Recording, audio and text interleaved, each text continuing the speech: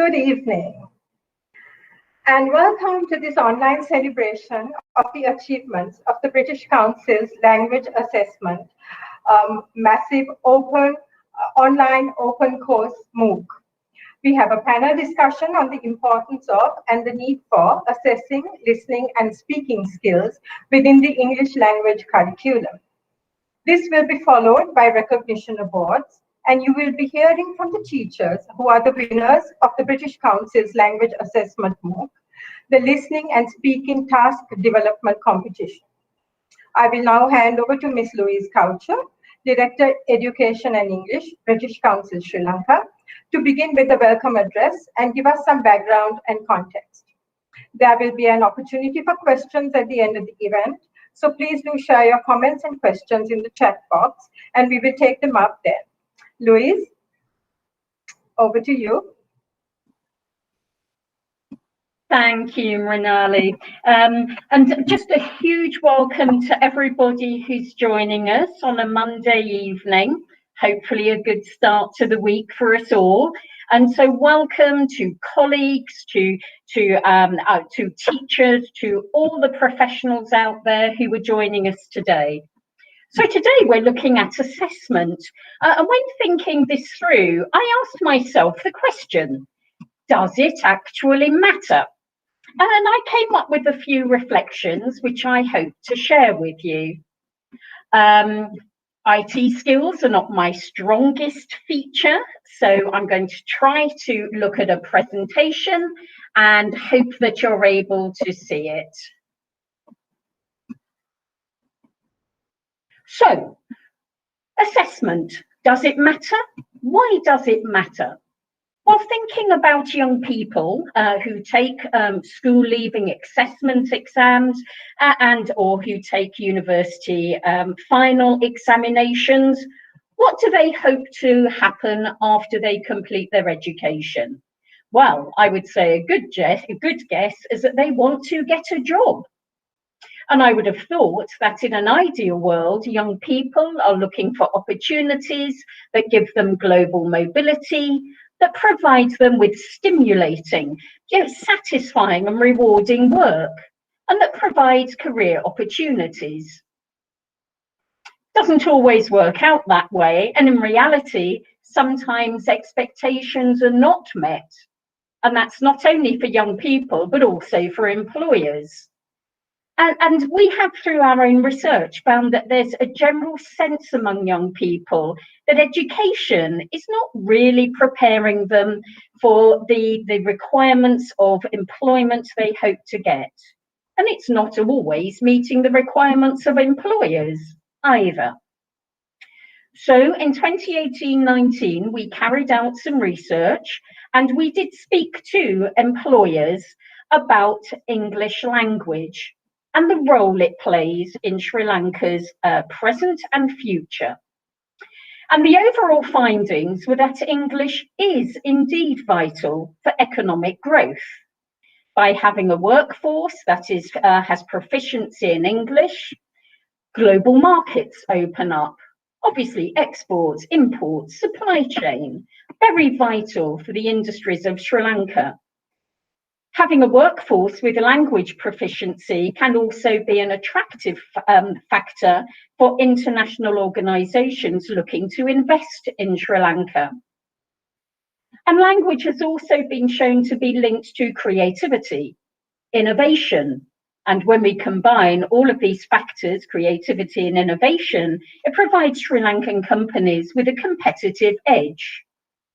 And just to remind us all, key sectors include tourism, or increasingly the visitor economy, apparel, ready-made garments, pharmaceuticals, and financial services. So what happens if those skills aren't there? Well, this can result in the Sri Lankan market being less attractive to foreign investors or clients in general in the export market. It can also lead to a reduction of competitiveness. But for young people in particular, well, adults in general, I do include myself there, this can lead to job losses and a reduced level of opportunity for young people. So again, thinking about employers, what do they identify as the skills gap? During our research, over 50% identified communication skills as the biggest gap in terms of skills they are looking for from potential employees, from the workforce.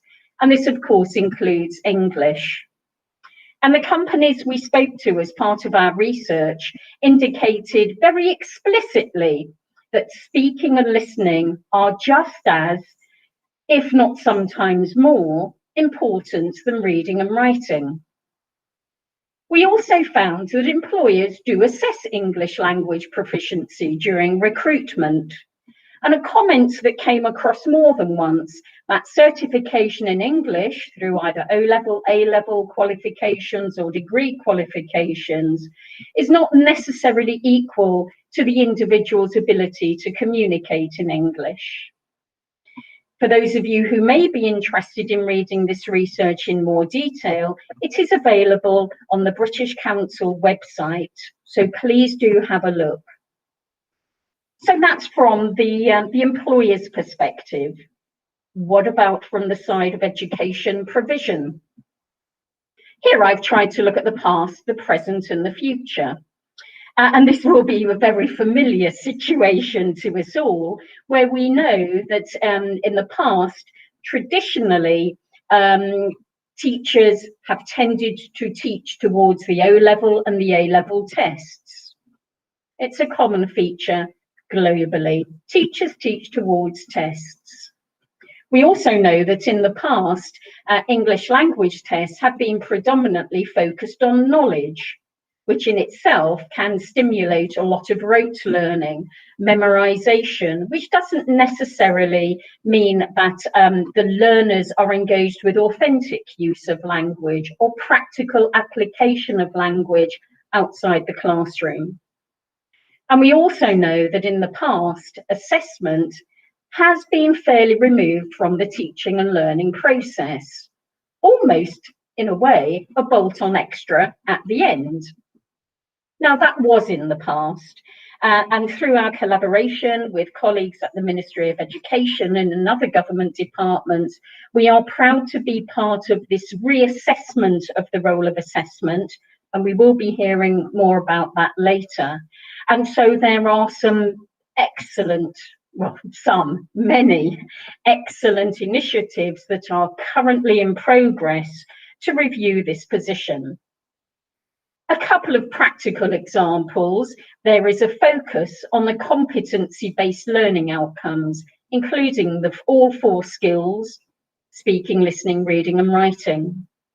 There are tremendous strides taking place in improving the links between curriculum, materials and assessment. And very importantly, a strong move towards improving assessment literacy among education professionals. And there are many of you on the call who have been part of that, either through the MOOC or through working in different ways as part of teacher education, continuing professional assessment and so on. So I hope that most of us on the call are part of that current move towards improving assessment literacy. The work that is taking place right now already has in mind this full circle approach of teaching, learning and assessment based on realistic curricula and the syllabus, which actually reflects real life use of language, real life language. And this follows off an increasing alignment to the world of employment. We've already seen that employers rate communication skills, including English, very highly. And thinking back to the globally mobile aspirations of young people, the levels of language are internationally referenced, such as to the Common European Framework of Reference for Languages. And interestingly, making use of test results, not only within an educational environment for diagnostic analysis, supporting learners in their journey, but also in ensuring that young people have a qualification or a certificate that truly does reflect their proficiency in language.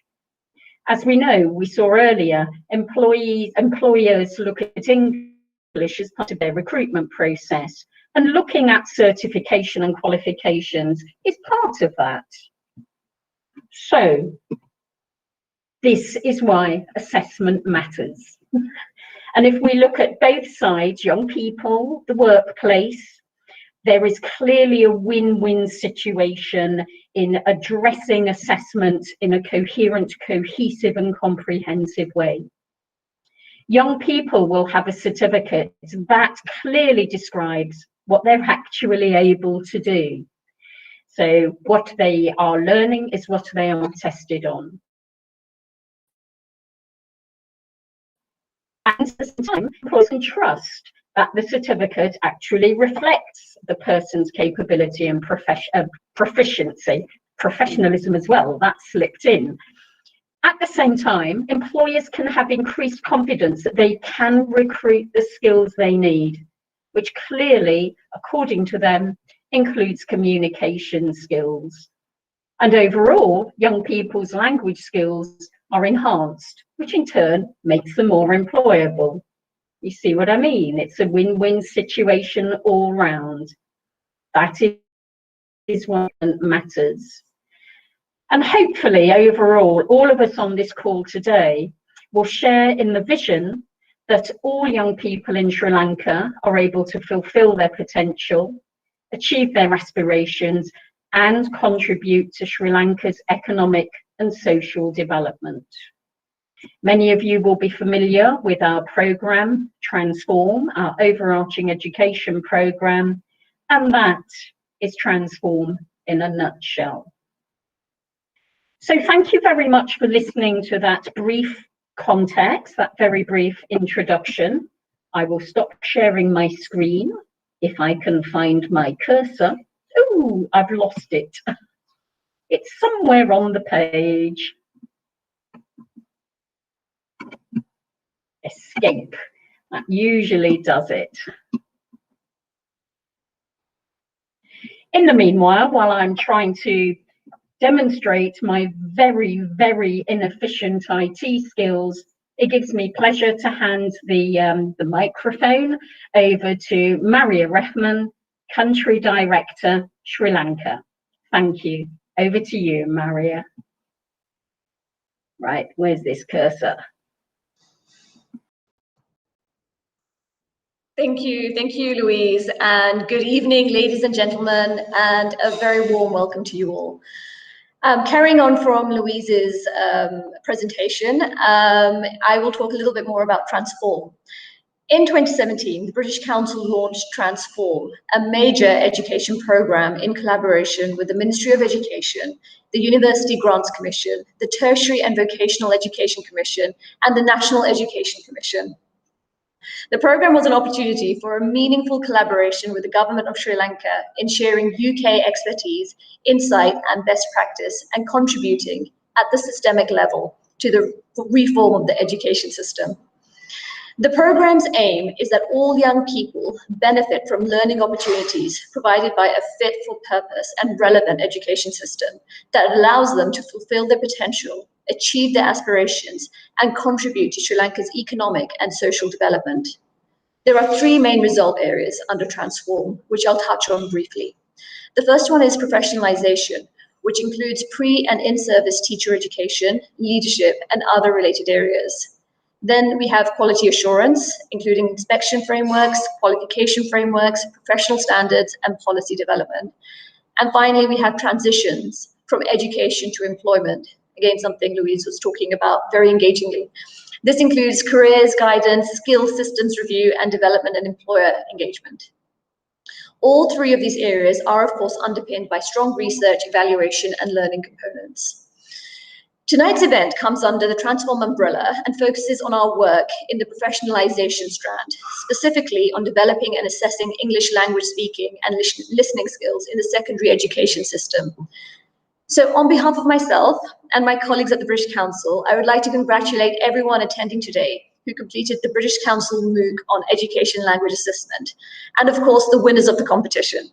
I sincerely hope that the skills you have gained through this experience will continue to benefit you in your ongoing professional development and contribute to the education and economic growth of Sri Lanka as a whole. Once again, thank you for joining us, and now I will hand over to Leslie. Thank you, everyone.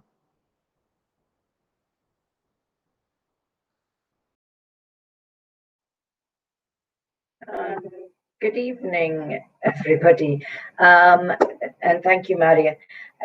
Welcome to tonight's panel. I'd like to introduce our three panelists tonight who will be talking about speaking and listening assessment and how important it is at the moment. Okay, so first of all, I'd like to introduce Mr. Sanat Jayalat, Deputy Director, English and Foreign Languages Branch, Ministry of Education. And secondly, Ms. Asanta Kuripu, Assistant Commissioner, Department of Examinations. And again, welcome back, Ms. Louise Coucher, Director, Education and English, British Council, Sri Lanka. Okay, yeah, everybody's here? Yeah, okay, great. Okay, now,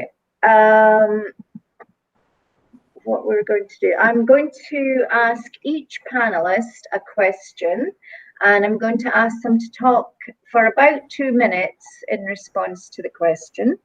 And if they go on longer than that, I will cut them off. Then I will open up the floor to questions. So if you do have any questions for our panelists, can you put them in the chat? Okay, Mr. Sanat, I'll start with you. Could you explain briefly how speaking and listening skills assessment have been integrated into school-based assessment in the last couple of years in Sri Lanka, and why you think this is important? Okay, I think my voice is loud and clear to you all. Yes. And good evening. And well, I will briefly describe, because Leslie was very much particular that I have 2 minutes.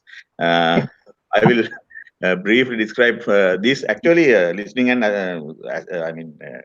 teaching and assessing listening and speaking skills are obviously significant in our language teaching. However, we found during our school observations that this was not adequately practiced during our classroom teaching. Mostly our teachers gave priority to reading and writing. So this was going on for a long time. Other thing is that during the O-level examinations, they are also saying that it is not well tested.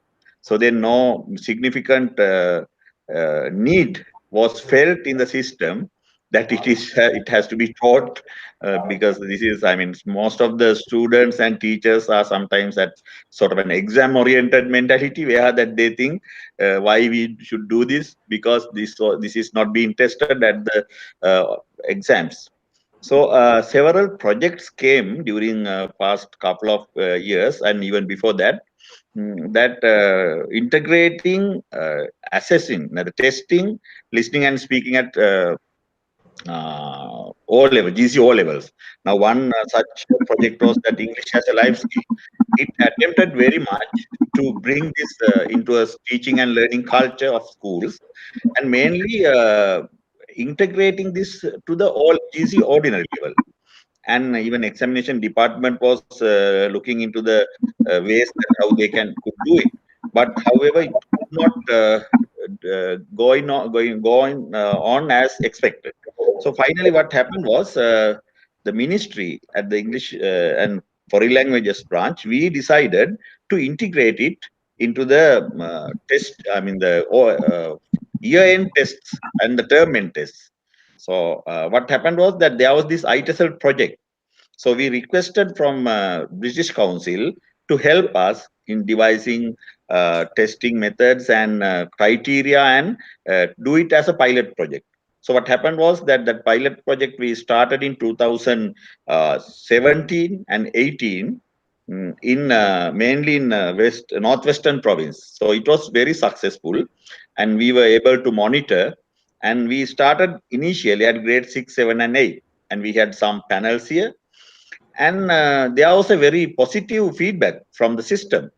So I think that due to this COVID situation, we had to slow down some of the processes that we were planning to go on. But however, that we find there is a huge welcome from parents, from the students and teachers, how that we could bring this into the system. So what I feel from English and Foreign Languages branch, so with our director and our additional secretaries, we have had several discussions as to how we can, with the support of the British Council, to carry out this for the future programs. And as a result, this ITELAS, that is improving teaching and assessment of listening and speaking, that project has also come up, and hope that we will be able to carry out it in future. So thank you. Okay, thank you very much, Mr. Jallat. Okay, now moving on to Hasanta from the Department of Examinations. Is listening and speaking assessment, is this a priority for the Department of Examinations? And what do you think would need to happen? I'm thinking of things like training, standardization, that kind of thing, before these skills could be assessed more formally. Hasanta. No. Right. As Sanath explained, the Ministry of Education has taken a lot of steps to see that listening and speaking is assessed in the classroom. But to a certain extent, in the previous system or the present system, it had some failures for two main reasons. The first one is the competition at examinations, and the teachers were keen to train or coach students for the paper pencil test. That is one thing. And then the school-based assessment was not closely monitored because there wasn't such body, so that the school-based assessment was not properly monitored. That is another reason. So actually now we are going to an education reform, and the first exam will be on into 2024. So in this new reform, students will be assessed 70% at the classroom. So it will be formative assessment and continuous assessment. And then essential learning competencies will be tested at national level. That is only 30%. So 70% classwork will be assessed. And then there will be a provincial education board. And under that, there will be an assessment panel, which will be trained by the Department of Examinations. And the assessment panel will monitor what is happening in the classroom. So actually, the British Council and the Ministry of Education has done a lot of groundwork by doing research and training teachers to assess listening and speaking skills. For one workshop, I too participated with Julia. And then actually, the Transform project has become a foundation when the language education is concerned for this education reform. So you have done a lot of work. So now we can benefit from that because the teachers, most of the teachers now, you have trained them to assess students for listening and speaking. And then a learner profile will be maintained. And after grade 9, O-levels will be grade 10 and 11. And after grade 9, they have to complete 180 credit hours to gain the qualification O-level. So within these credit hours, they have to do some modules. So the curriculum will be theme-based and module-based. So instead of a kind of a textbook, the students will get a workbook. So they will have to do the work. They can finish early if they are very keen on that, and then they can sit the O-level examination in grade 10 as well. And in the national policy also, quality education and human resource development has been given a prominent place.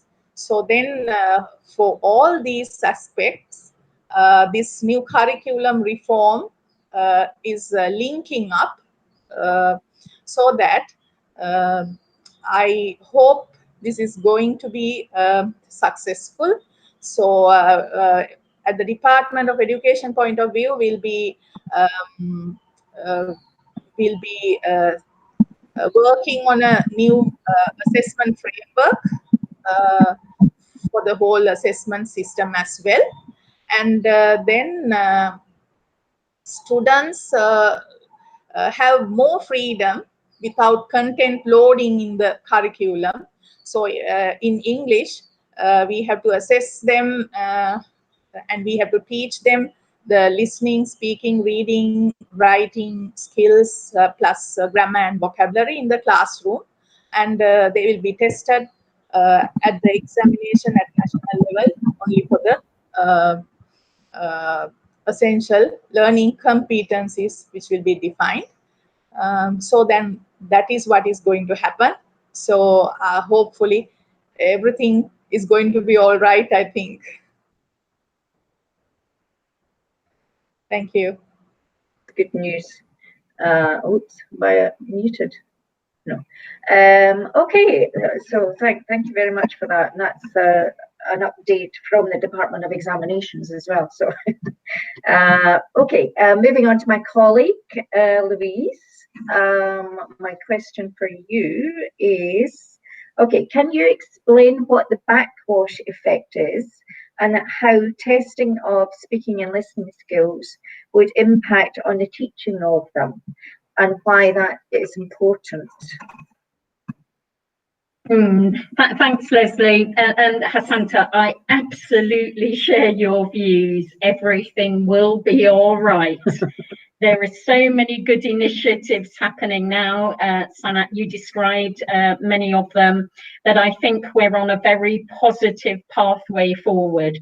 But to go back to that question of backwash, it's come up in the chat. I mean, it's something we're all familiar with on an individual basis. And I think, to put it very simply, teachers teach towards the test. I mean, you know, we've all done it. I've done it. I'll put my hand up. Particularly when we're teaching towards high stakes examinations.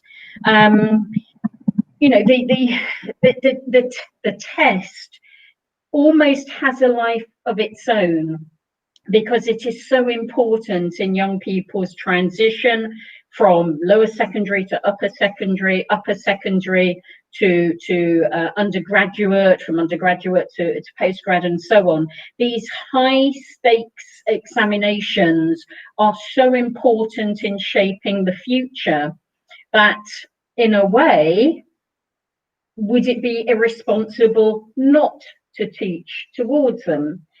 And so the test influences backwards. I mean, backwash effect of testing. I think part of the problem, and we're all on the same page here, is that over the years, the format and the shape of the high skills test is out of sync with what the learning outcomes are to be. Hasanta, you used the totally appropriate phrase, competency.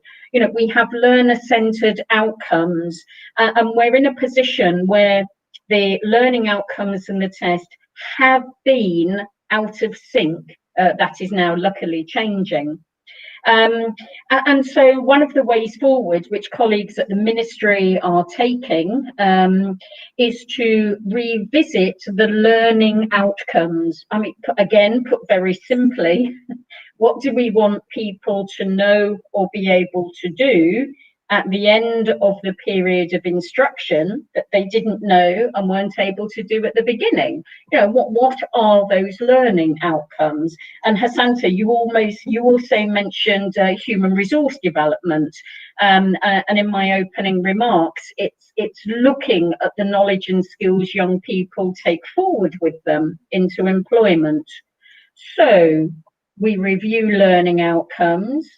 We then develop curriculum, materials, we develop professional skills, all that go towards the teaching and then the learning of those learning outcomes.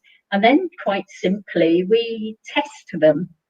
So if we are saying that it is important for young people to acquire all four skills, fully rounded approach to language proficiency, then we define them in the learning goals, we include them in the curriculum, in the syllabus, we produce relevant materials, we teach them, and then we test them. And what's so beautiful about this model is, in a way, everything we do in the classroom is continuous assessment. So by teaching towards the learning outcomes and assessing how the learner is progressing on achieving those outcomes, you know, it's sort of monitoring on a regular basis. And so that takes away, when we have this virtuous and positive backwash effect, the need for intensive examination preparation, because everything teachers do in the classroom is assessing those skills. So by aligning learning outcomes and teaching learning process and assessment, how can I put this? The planets align. So we do enter into this very positive phase of being able to define the outcomes, teaching towards them and testing them. And again, I would just like to thank my colleagues from the ministry for leading on these initiatives that are taking us forward into this virtuous backwash situation, which is, as I was trying to suggest earlier, to the benefit of all. So thank you to ministry colleagues. Really pleased to be part of it. Thank you.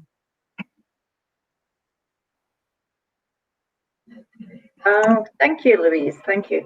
Okay, thank you, everybody. I've got a couple of questions in the chat, which, if I can just find them again. Okay, I have got one question, which I think is addressed to either Hasanta or Sanat. Okay, how do you spread assessment literacy among the teacher community before that 30% is counted at national level? So how do you get, I suppose, train teachers in assessment literacy before you put that into practice? Hasanta, do you want to respond to that? Yes. I think to raise assessment literacy, there is a plan. Actually, the Asian Development Bank project is funding to train officers who are involved in this new reform. So I think by the end of this year, we have to complete those training, and then when the Department of Examinations has finalized on how to assess, and then the whole sector, all the teachers, the zonal officers, provincial authorities, all will have to be trained on our program. So training is a very big component in this reform. and we'll be receiving funding for that. And I think I would like to add that the minister himself has identified that these changes should happen in NCOE curriculum and their teaching process as well, so that the novice teachers who come out should should be aware of all these changes, and when they come to the classroom, they'll be able to continue with this new reform. So the new teachers that we get also will be trained for this. Okay. Yeah, very important to have training in both pre-service and in-service. Yeah. Okay. Sanat, can I ask you what? I know that you are very interested in the assessment of speaking. What do you see as one of the challenges in getting that to work in a school, sort of school environment all across the country? Because you know, testing speaking can be very time consuming. What do you see as a challenge, and do you think the opportunity outweighs the challenge, I guess? Yes, as Hasanta explained now, we are going to have a lot of trainings, but at the beginning, I think, Leslie, you also can remember, so we faced a lot of issues while introducing this to the system. One thing is that, Luis, actually, our teachers didn't have sort of a culture in the classroom in assessing, listening, and speaking. They simply ignored. The NI had given a very comprehensive syllabus where that competencies are there. But mostly in observations, as I told you, we found that teachers try to give priority to reading and reading and writing while ignoring this because this culture was not there. So we had a challenge. Of course, at the beginning, we didn't have much time to train them. So we thought that prepare the criteria and send it to the provinces and learn the teachers by doing the job, right? So because to some extent they had this assessing, listening, and speaking while they were following NCOE training. Because maybe not extensively, but obviously these 4 skills, teaching and assessing these 4 skills are taught to the teachers during their pre-service courses. So then we wanted them to refresh their knowledge, go into the internet and see the sites, and we gave them some links, videos, and British Council helped us to produce some videos. So what we did was we gave these CDs and literature, in the sense that some documents, to our provincial coordinators. So they undertook the challenge of training, I mean, giving this to their teachers. So initially we didn't have very comprehensive trainings, but we wanted our teachers to refresh their knowledge and do it. So I think we were successful there. Because although we couldn't have, as Luis said, this monitoring on regular basis is very important. But unfortunately, I am, as a officer at the Ministry of Education, I'm not very much satisfied the amount of monitoring that we did. We wanted to do it, but hope that we can do it in future. I saw in this public question line and this many teachers say that we did our listening and assessment testing in our schools. Even Sajani is saying, I am sure that they have had it, because now we are coming into the system, we are coming into the culture, because now they know this is important, because these are the 2 primary skills, that listening and speaking. Without that, I mean, these skills that taking something in, only that you can produce something. So as Leslie, you said, these challenges, now we have started, I mean, we have now started the teachers to rethink how they can integrate into their practice. Now, we hope in future, as Hasanta said, that a lot of projects are coming. So I am very much positive on our ITLAS content that we are going to disseminate. And I'm sure that we will be able to meet up the challenges in future, and hope that teachers will welcome this and do it very positively to bring up their students' listening and speaking skills to a sufficient level. Okay, thank you very much. Louise, do you want to respond to either of the speakers there just briefly, and then we'll move on to the competition? Oh, she's on mute. Hang on. Yeah, nothing really to add beyond it's an absolute pleasure to work with colleagues at the Ministry and the Department of Examinations, because the pathway you've set feels instinctively right.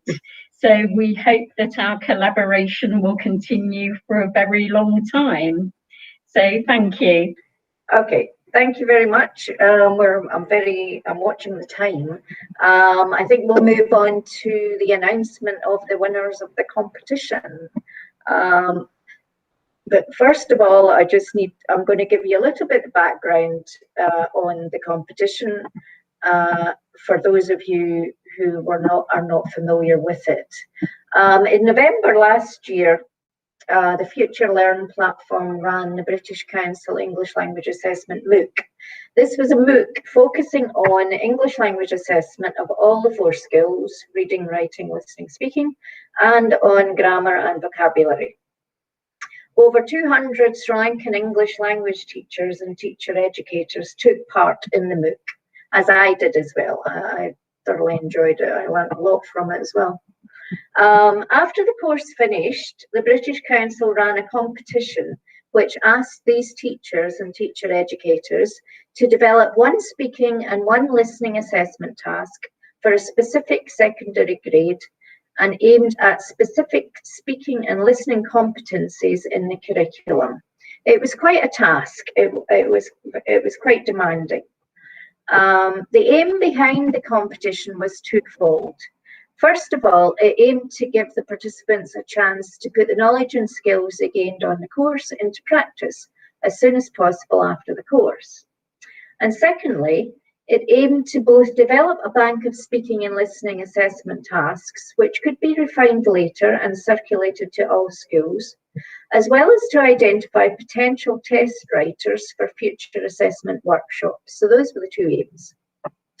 The entries were evaluated last month according to the following criteria. First of all, it was the task completion. Did they do everything that was required by the task? And that included the actual test, the answer key, the instructions, the guidelines for the teachers, all of that. The next criteria was practicality and appropriateness for the school setting.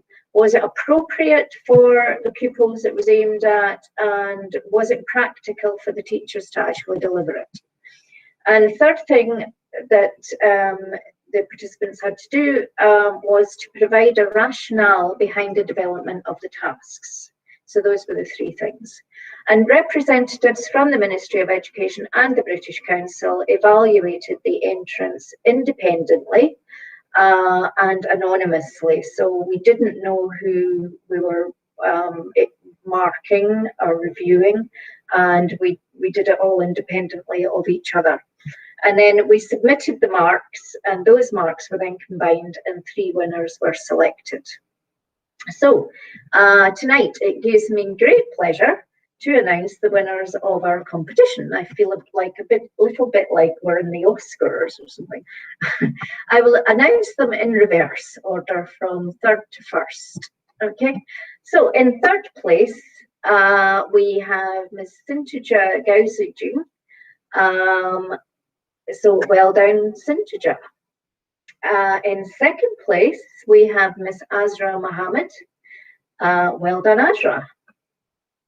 And in 1st place, we have Miss Damika Godapatirana.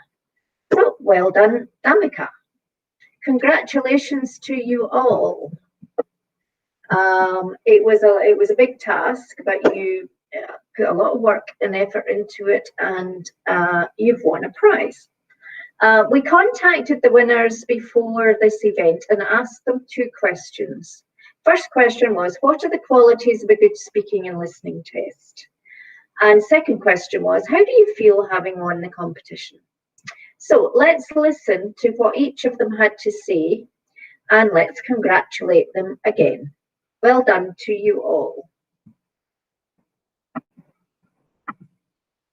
And we're hoping that it works. Good.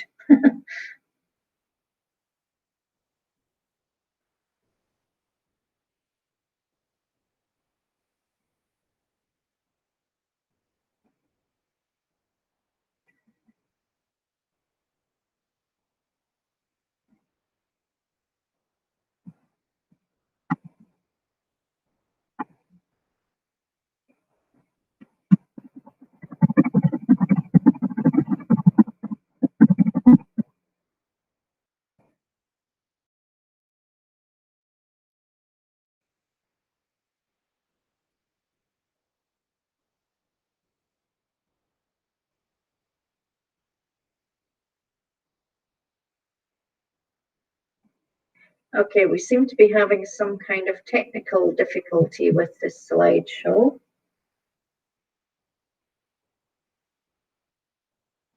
Here we are. And this is Damika. Can you play it? Yeah.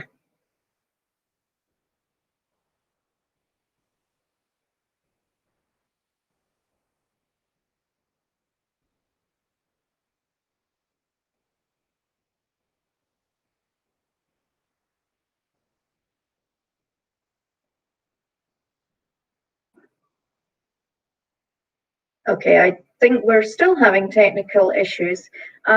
This PowerPoint will be put on our website as of tomorrow.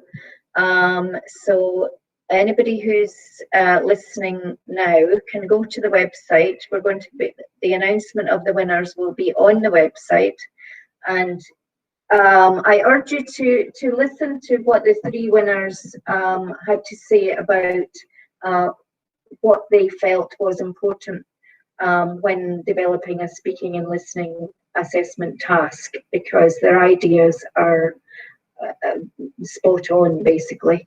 They define the criteria for a successful speaking and listening task very well. So I do urge you to do that. Okay, apologies for not being able to show the PowerPoint, but it will be on the website, so do check it out. I'll now hand back to Renali to wrap up.